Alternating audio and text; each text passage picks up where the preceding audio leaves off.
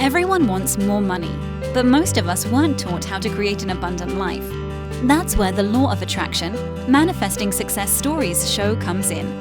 If you are ready to have more money, create more freedom, and experience more fun, turn the volume up. It's time to learn how to create the prosperity and life you have been dreaming of. Here's your host, Cassie Parks.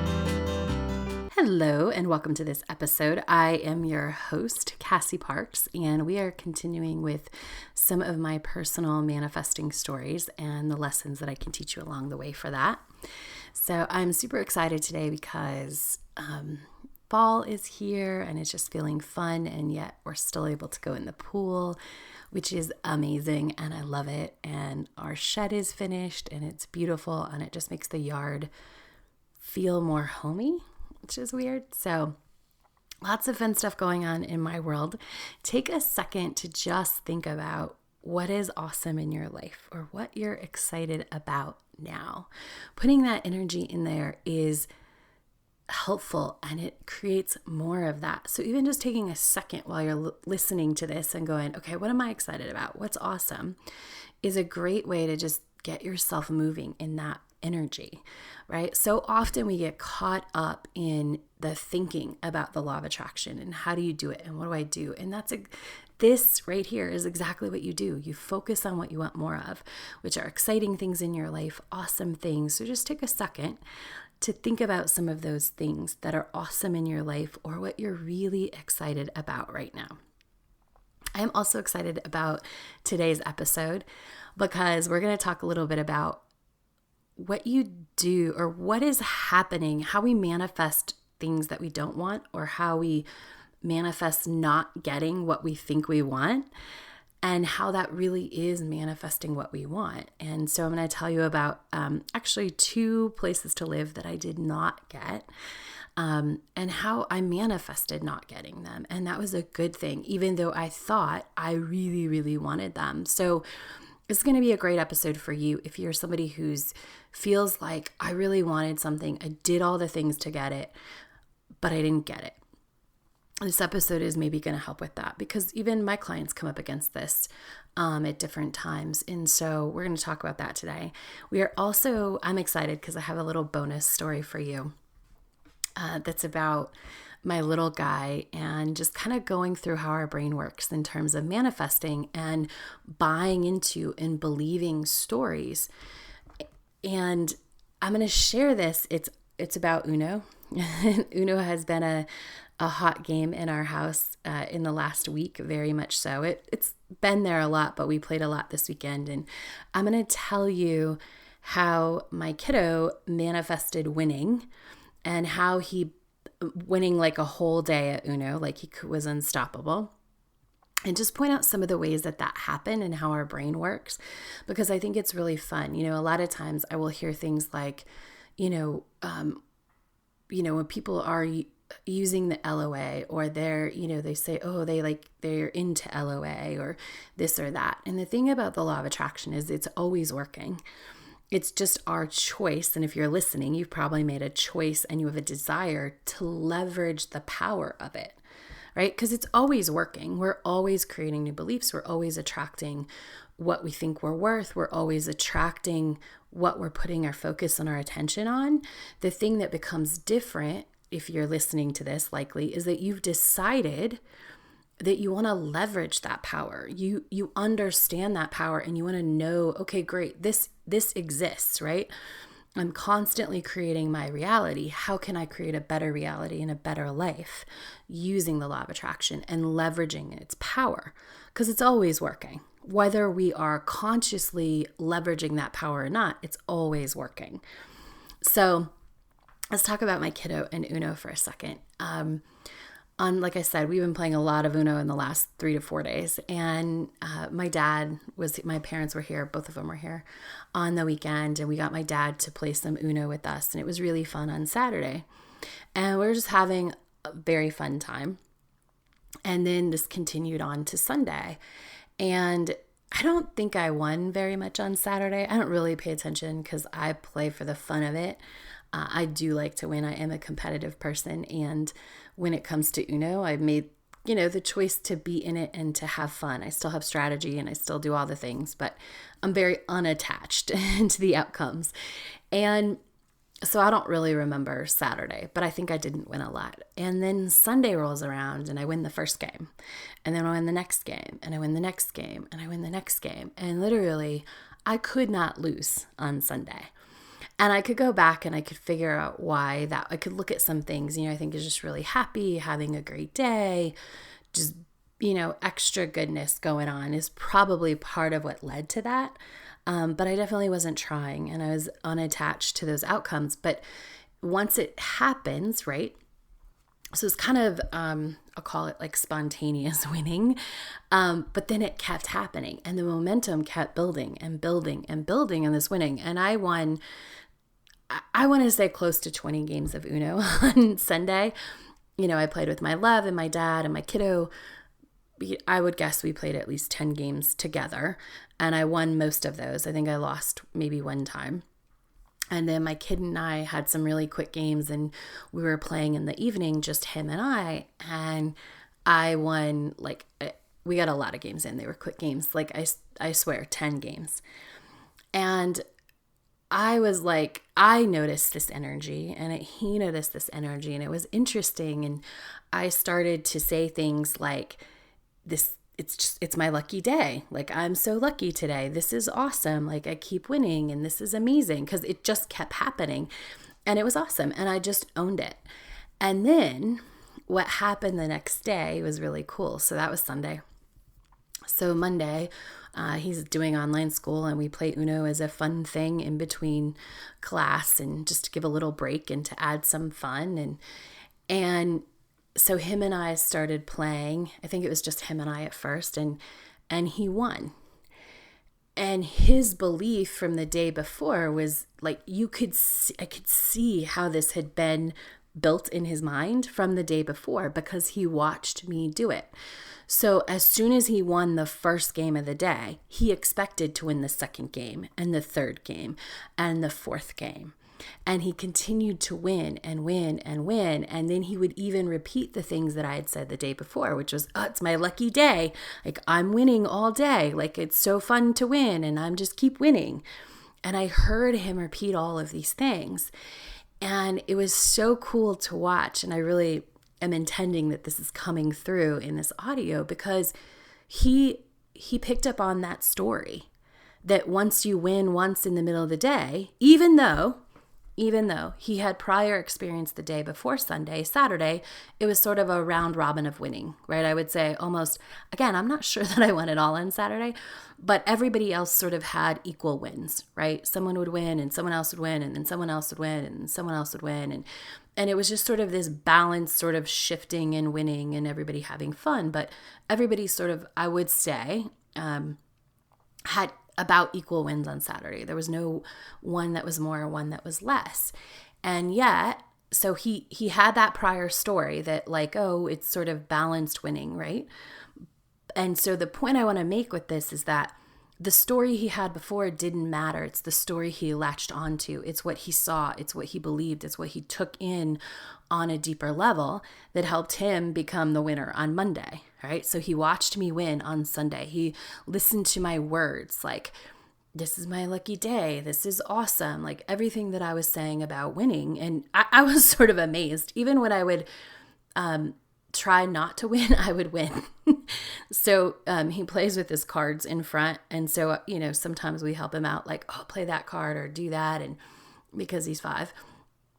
And, also someone told me, and I think it's a good thing, I don't even know who it was, but told me, kids, they'll keep playing and they keep getting better if they get some wins, right? And so, I'm not very easy on him, but when I was winning 10 games in a row, I was also trying to help him get a win and teach him strategy, not just get the win, but learn how to do it, learn how to think like that so that, there's strategy, which he's getting really good at. And even when I would do that, and I would think it would lead to me not winning, it would lead to me winning almost right away. And so I couldn't lose. And what he saw was that was possible. not losing, like being basically the winner of every game for a day was possible. And I'm highlighting again that just because he had seen the story before where like sort of equal winning is going on, and sometimes this person wins, sometimes this person wins, sometimes this person wins. He saw that on Saturday, but the story he latched onto, the story that got locked in his brain was you can basically be the winner for the day. You can win all the games in a day. And it's interesting because even he lost one, and like I had mentioned, I know I had lost at least one, but I won 99% of the games on Sunday. But then I just bounced right back and won. And so even when he lost, it didn't shift his perspective that his winning day was over. It was just more evidence that, oh, this is my winning day. Like that was my one loss. I'm going to keep winning. And he didn't say that out loud, but you can see it in his body language and the way he talks and the expectation of continuing to win. And I point this out because we have a choice. When leveraging the law of attraction, we get to choose which story we want to believe and buy into. Now, I don't know that he went through a super conscious process to choose that. He just chose what he wanted, right? Which is where, as adults, we get hung up. He chose, and the story he wanted to be true was you can be the winner of every game in a day. That's the story he wanted to be true. And so he ignored the other story that, everybody wins kind of equally. And he latched on to the story that he had seen the day before of once you win the first game in the day, you can win them all, right? And even if you lose one, you can still win the rest. And he really latched onto that. And again, he used the same words I did because he's latching onto that story. And he believes those words are adding to that. They're fueling that. And this is what we do all the time. Often, as we get to be adults, fear gets in the way. Other things sort of distract from the story that we want to be true, or we find reasons that we can't just believe, like you can be a winner for the day, right? This is the way it's going to go, and this is the way it's going to continue to go. And if I use these words, I'm going to continue to win. We often can distract ourselves and get caught up in that past story that we don't want to tell. As children, it's easier to just latch on to that winning story. And that is what I teach. That is why I do this podcast, is because anytime that you are listening and you can latch on to the possibility, the capability, the probability, the inspiration in someone else's story and feed your own story of what's possible, you're going to go out in the world and believe that story. You're going to believe it's possible. You're going to let go of all the other options of the story, and you're going to choose, using this metaphor, I can win every game today. Like that's possible. And it's true, not just possible, but it's probable, and it's going to happen, because that was the belief he had. This is going to happen, right? Because it happened to Cassie yesterday, it's going to happen to me today because I started winning and I'm going to keep winning. And that story for him was really easy to buy into, again, because he hasn't had things like that filtered out. He hasn't let his mind sort of get in the way. He just chooses what he wants, and that's to be the winner all day long. And so he does everything that he believes is supporting that being the winner of every single game of Uno in a day. And you have that ability too. And again, that is why I do this podcast. That is why I share my stories and my clients' stories, because there is power. It works so well in our brain when we can build up this evidence of it happening to someone else. We can build up this evidence of it's possible. So when you want something, you've probably had this experience and you try to convince your brain it's possible, it's hard because you're resisting what is, or you're resisting what's already in the story that's in your brain that it's not possible, right?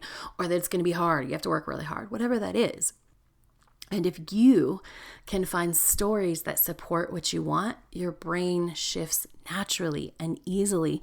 It just starts believing something different because it's seeing that evidence. Just like my kids saw me win all day long. And so in his mind, he's like, oh, this is possible. I won the first game of the day. I'm going to win them all, except for one, which he lost one. I lost one. And there's no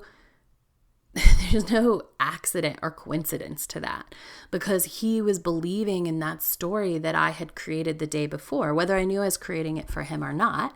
And I didn't know until the next day when he kept winning. And then I'd hear him use my same words. It's my lucky day. I'm the winner today. Keep building. That I recognized that he had picked up and he had chosen, oh, this is possible. And this is going to be my story of winning a lot of games of Uno, right? And because that makes him happy. And I actually think he's a true manifester, because I think it made him happier that he was like, winning was fun, but the continual winning was more fun. Like the experience was what was really fun. And so I just want you to take that and really realize the potential you have just by listening to this podcast, just by paying attention to stories that you want to be true. You know, if you feel like I've struggled with making the law of attraction work, I've struggled with manifesting what I want you to really focus on as you go forward in the week is to look for stories of what you want that's already true. It's so powerful. I do it.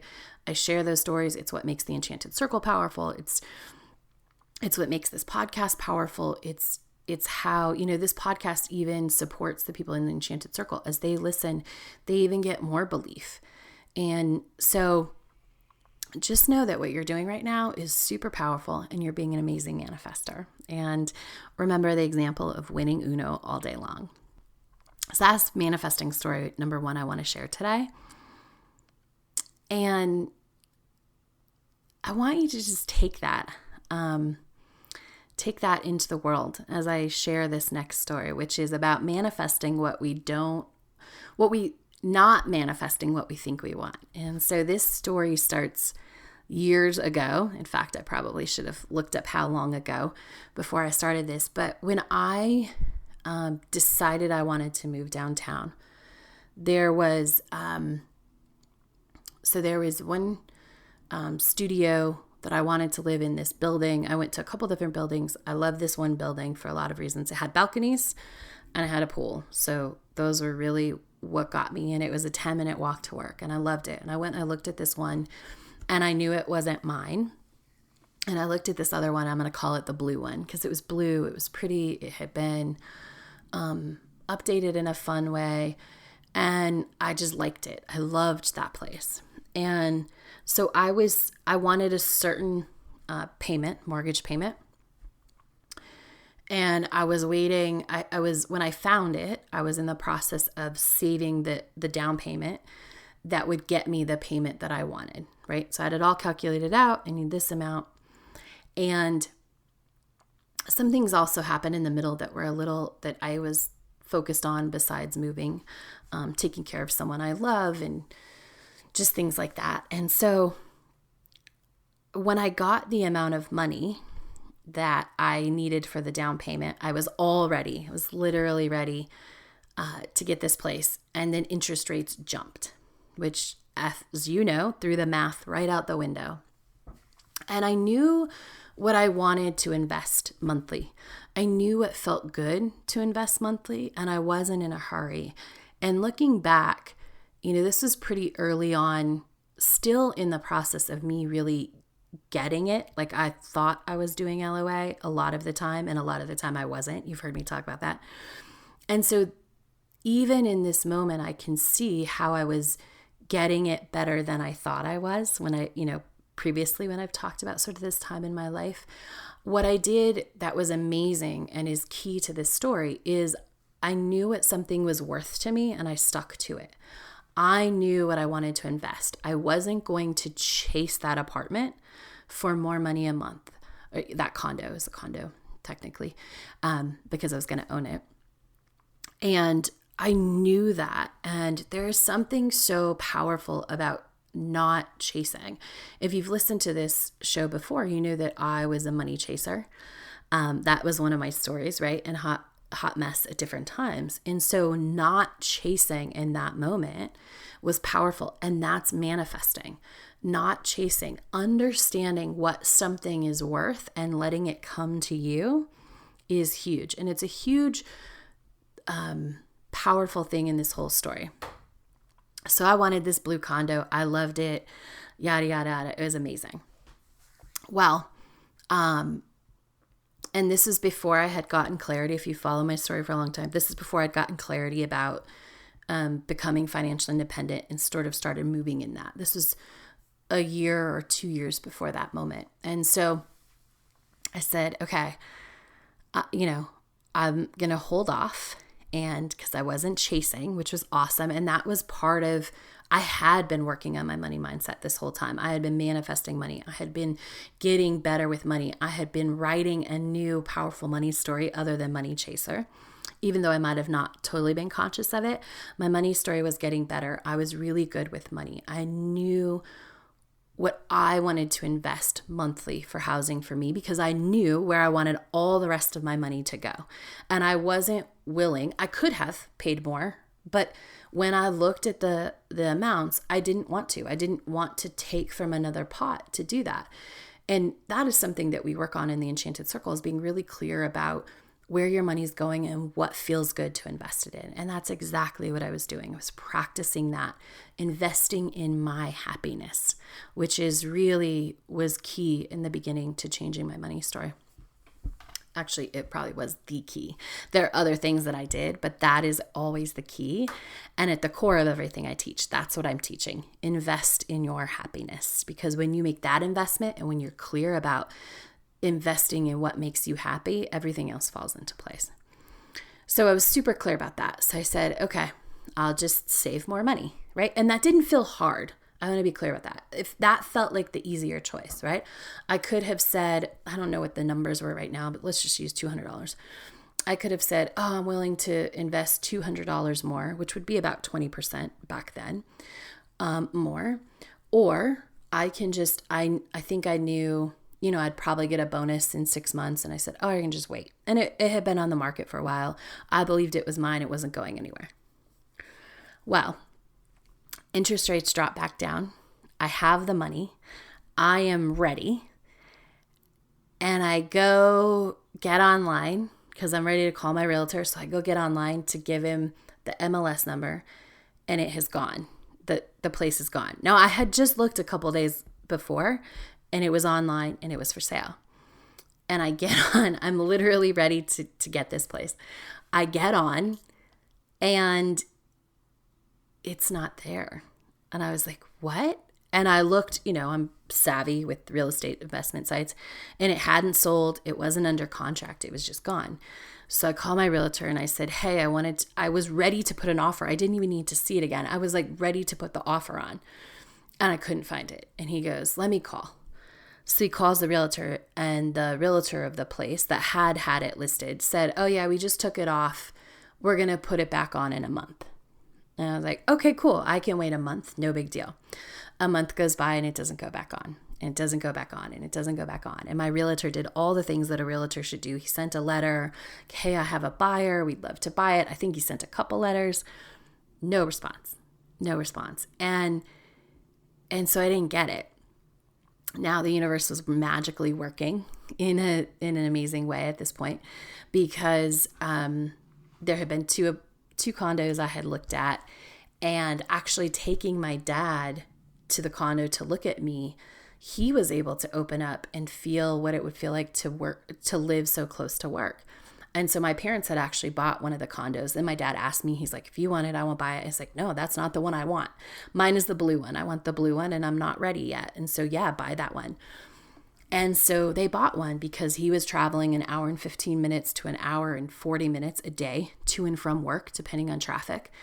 And he was getting tired of that. And he said, I can buy this little place and I can Monday through Friday live here and then go home to my mountain, beautiful Where they live actually looks like Sedona. It's named after Sedona.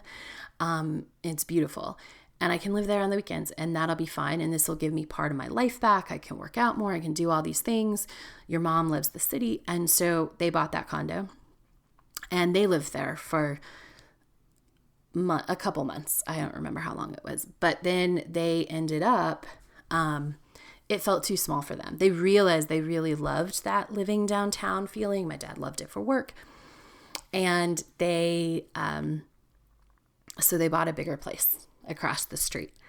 And so that one was up. I could rent it. Everything fell into place to rent my current house. I moved down there. It was amazing. And it was perfect. And the blue one still wasn't back on the market. And the reason I didn't get the blue one, even talking about this, it becomes even more clear, is that I had already set in motion, even if I wasn't clear yet and I hadn't come to that place of that clarity moment when I said, what do you really want? And it was financial independence. That was all working because time isn't linear, right? So when we realize that, there's so much cool power in that, because even though I hadn't got there yet, I had already gotten there. That was already coming. Even though theoretically in linear time, I hadn't got there, like that moment had already happened. And so everything before that was being created. And if I had got that place, just things would have been a little bit different. I wouldn't have been open. I wouldn't have been intending. Now, would I become financial independent? Yeah. But did it work out the way I loved it? Yes. So if I had got that place, I wouldn't have been looking probably for a different place as my whole financial independence story unfolded.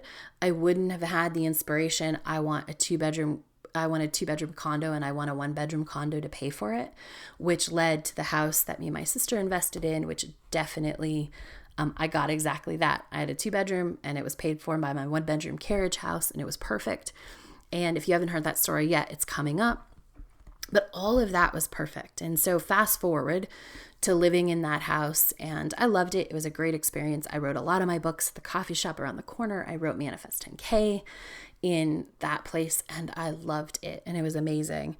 And I missed downtown. And so my sister decided that she was ready to have a different house, and she moved out, and I said, okay, great. I am going to move back downtown. And I got online, and that blue condo was back up for sale. And I thought, this is the universe. It is all working out perfectly. Now, it was all working out perfectly, just not the way that I thought I wanted it, right? And so I got on, and it was listed, and it was right before my birthday. And I was like, oh, I'm going to buy myself this condo for my birthday. And in fact, if you go back in the archives of this podcast, you can probably find that moment in time. But I'm sure that I shared it. I said, this is it, right? And I went on, and it was listed for more than I wanted to pay. And this is what comes back again to, I knew what I was willing to invest. And so I made an offer. It was cash. I had the cash to use. I was like, this is what I want. Like, I want it so much that I know I'm willing to make an investment this way. And this is what I'm going to do. And it's going to be amazing. And I just want this condo. And the offer wouldn't get accepted. And I thought it was a great offer. It was a little bit less than they were asking, but I thought it was fair based on sales. And I was like, no, this is what it is. This is what I'm willing to pay. And we kept trying to make the offer and trying to make it work, and it would not get accepted. And I was upset because I'm like, this is what I want. This is what I want. And it's so clearly like, and I can get it, and I have the opportunity, and it just wouldn't go. And again, I wasn't willing to give. And that's one key. As you develop your money mindset, you develop your self-worth, you develop everything. When you're investing in your happiness and you're really on this journey of creating a life by leveraging the law of attraction, you know your worth. And I wasn't willing to pay what they wanted, and they weren't willing to come down, which is fine. And that's the way it works. But I was so frustrated. I'm like, this is what I wanted. I wanted it so bad. And what I learned about 6 months later is that it was because I was meant to buy a bigger place. I had outgrown that place. I had outgrown a studio. And not that I couldn't be happy in a studio, because I was happy living in that building. I loved it. But what I realized when I got my 1 bedroom with a little nook for my office was that I had already grown into the person that has that. Like, having a studio apartment didn't match me anymore. Now, could I choose that for happiness? Absolutely. But I had grown, and what I wanted was an office space. I wanted a dedicated office space. I wanted all of these things. I wanted more space. I wanted a separate bedroom, and I was growing into that. And when that place came, and I got that place, which we'll talk more about later because there's awesome evidence and there's a way I know that, I realized why I couldn't get the blue condo. Like, I'd already outgrown the blue condo. It wasn't for me. Even though it's what I thought I wanted, it wasn't what I had been lining up with. What I had been lining up with was something much bigger, literally and figuratively in this situation. But it was it was, it's easier to have people stay and come visit you and do all the things when you have the bigger place. And I had been lining up with all of that. I had been growing who I was financially and personally and just inside. And that blue condo didn't line up with who I was anymore. It was who I was in the past, but it was not aligned with my future self. And had I bought that condo, I definitely wouldn't have looked at the 1 bedroom because I would have already just bought. I wouldn't have been looking. But because I didn't get the blue condo, I ended up moving back into the studio apartment and renting it for my parents for a couple months, which was perfect, because they had been using it, and all of a sudden, I don't even remember what happened, but they weren't using it, and no one was renting, and it was available at the perfect time, and I could just move in there. It was an easy move to just go from the 12th floor to the 22nd floor when I bought my condo. It was great for them because that was income for them. I got to be where I wanted, and I was living in the building that I wanted to find a place in. And I thought when I moved back, I was like, oh, I'll just, wait out and that blue condo will be mine. And then I found the 1 bedroom and I was like, no, this is mine. And it took a while. It took 6 months to a year to really get like how much I had outgrown the blue condo and how much the 1 bedroom with the nook and the office space and that was my future self. And I had been getting so in alignment with that I couldn't buy that condo. Like, it couldn't line up because it didn't fit where I was going. And this happened about 2 years ago to me, again, with a condo. As most of you know, I spent some time when I left the Four Seasons. I lived with my friends and my goddaughters, and I got to have this amazing time with them. And when it felt like time to go, I was looking for a place, and I found this condo, and I looked at it, and I wanted it. I wanted it to happen. I was like ready, right? Like all of a sudden I was ready, and I wasn't being patient. And there was one, and it just like, we missed it, literally missed it by about 30 seconds of a phone call. I think my realtor, we literally by 30 seconds, it was like he missed the phone call and another offer got in that came in a little higher. Like, I would have gone for this certain higher amount, but like, I'm telling you, it was 30 seconds. And I can't remember exactly what happened, but he told me, I'm sorry. And I said, oh, it's okay. Like, this is whatever. I know this is working out, right? Well, the thing about that one is in this condo complex, there were ones that had rooftop decks, and there were ones that didn't. And the one that I'd put the offer in didn't have a rooftop deck. And I didn't even know there were rooftop deck options until we went and looked. But I was so like, I want this now, I want to do it now, that I wasn't going to wait. I was like, oh, I have to get this one. But when I didn't get that one, of course I didn't get that one, because a couple weeks later, or might have been a month later, one came on that was better. It had a lot of upgrades that the other one didn't. It was more move-in ready. I ended up paying less money, and I got a rooftop deck, which is what I wanted, and which is what I had been scripting. In the script that I was writing in that time, I had a rooftop deck. And it was all about, the script had a lot to do with the rooftop deck. And so of course I couldn't get that other apartment. Of course he missed the phone call by 30 seconds because that wasn't my place. My place was the one with the rooftop deck. It was the one that was better, like cosmetically and easier to move into because that's my life. And so I really want you to and I stopped a long time ago doing the things to try and make those happen. Like I just have this belief that I'm going to get what I want. And when I don't get what I think I want, I know there's a reason now. I know something better is coming, and not in a cliche way, in a very, I know in my heart of hearts that I'm lined up with something better. Not just something better is going to come along, but like, oh, I wasn't aligned with this. I'm just not seeing that it's not, I'm just going to use the term good enough for me right now. It's not good enough for my alignment. There's something that is more aligned and is better for me. And so I've come to really believe that. And so I don't do a lot of like if I want an offer to go through on a place, I don't visualize myself having it because I just trust the process. So I don't try and use my LOA techniques to get what I want. I trust the long-term vision. And this is something that I have to work with my clients on sometimes. I had a client who a cool job opportunity came. Now we've been scripting her future self as a business owner, an entrepreneur, and doing all these great things. And this job opportunity came, which was really cool and felt in alignment. And she decided she wanted it. And she did all the things. She visualized it. She, it would require a move, looked at moving, all of these things. And she didn't get the job. And she came back. She's like, I did all the things. I said, yeah, but we can't undo everything we've already put out for our future self. We can't undo everything we've created to get this thing we think we want.